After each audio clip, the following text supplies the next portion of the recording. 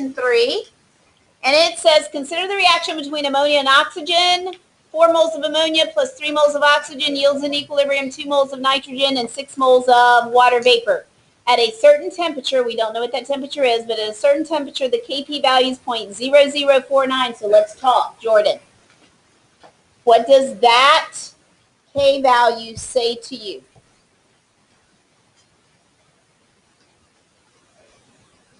Well, is it big or small? Okay, let's start there. It's small. And since K values are all products over reactants, who do you have more of if it's smaller than 1? Reactants. So you have more reactants. So what does that mean? At equilibrium, if you have more reactants, what does that mean? It's not product favored. Thank you. Not product favored. See, before in the past, you just kind of memorized that. But now it's time to understand it. That if the K value and K's are always products divided by reactants. I know K seems a little odd because it's just the product side. But it's still over 1. So it's always products over reactants. And so when the value's larger than 1, it means you have more products than you do reactants. You've got a big top and a small bottom. Okay? When you have K that's less than 1, you've got a small top and a big bottom. Right? Because we understand that K's are always products over reactants. So now instead of just memorizing that it's small, therefore that means it's not product favored, we need to understand it so we can answer their questions when they throw them at us. And answer them with correctness. That they'll give us credit for our answers, yes? Okay, so see how I've kind of put all that together. It's a small number. So products over reactants means more reactants. That means it's not product favored. So Ashley, give me something else that goes along with that.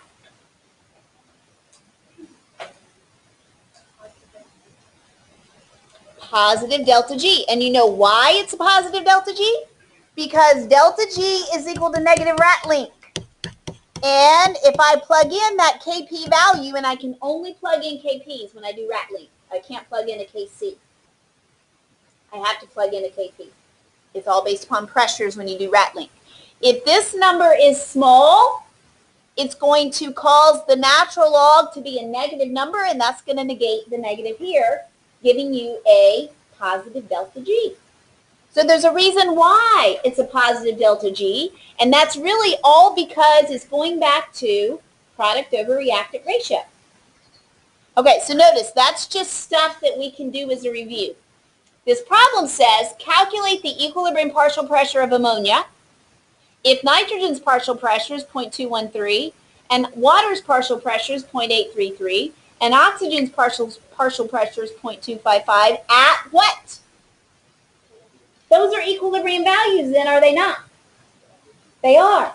Okay, so the Kp expression is pressure of nitrogen squared times pressure of water vapor raised to the 6th power over the pressure of ammonia raised to the 4th over the pressure of oxygen raised to the 3rd.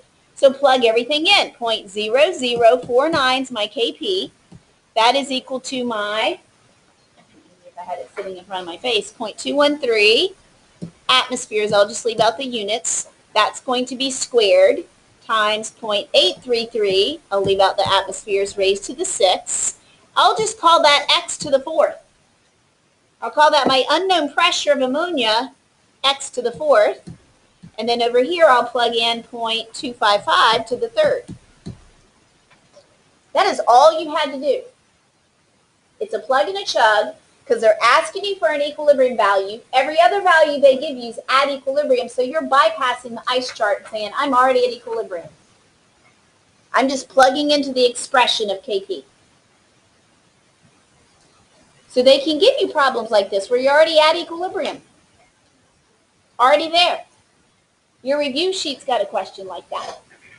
So that you can go directly to calculating the Kp and the Kc for me. Okay.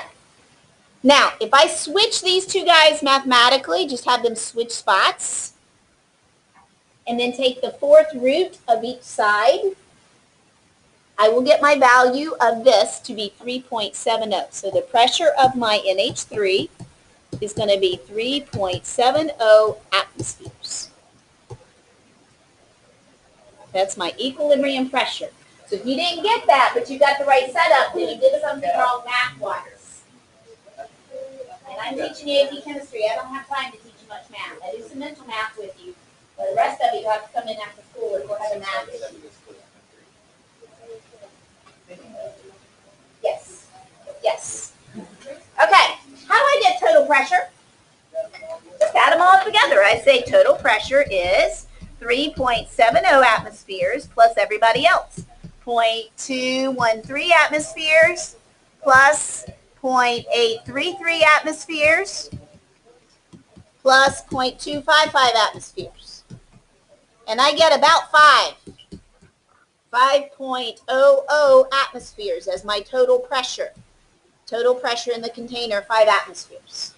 Now, question, Skylar. KP and KC, are they the same?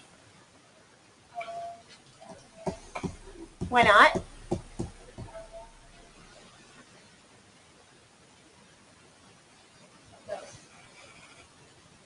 Okay, they're not the same. Why? Okay, because the number of moles of gas on this side are 7, and the number of moles of gas on this side are 8. So I need some help, Kyle. Am I going towards more chaos or less chaos if I go from 7 moles of gas to 8 moles of gas? More moles of chaos. More moles of chaos. So, Kelsey, what's the sign of my delta S? I'm going from 7 moles to 8 moles. I'm getting more chaotic. Therefore, the delta S is positive. Delta S is positive. Okay? Now, quick question. How do I get the KC? I have the KP. How do I get the KC? Okay, I could go do Pliv-inert for each of my gases 4 times, do Pliv-inert, and find everybody's molarity values for Pliv-inert. Yes, moles over volume is molarity, so I could do that. What's an easier way? There's an equation. Do we know that equation?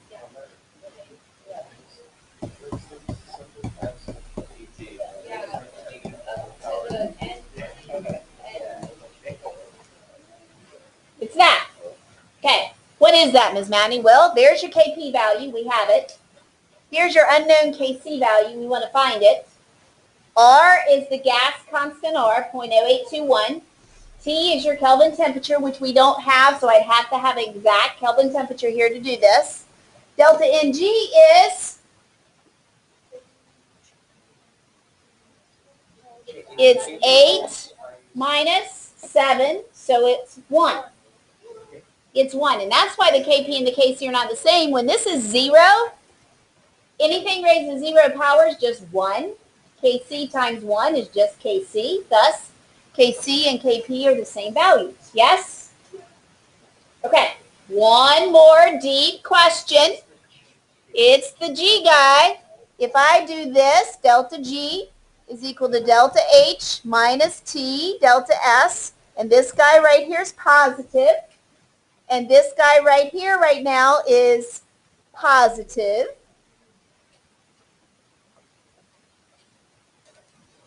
What's the only Hayden sign? What's the only possible sign that delta H can be? If I have a positive guy here. Okay. Why can it not be negative? Because if this were negative with a positive, this sign can only be negative.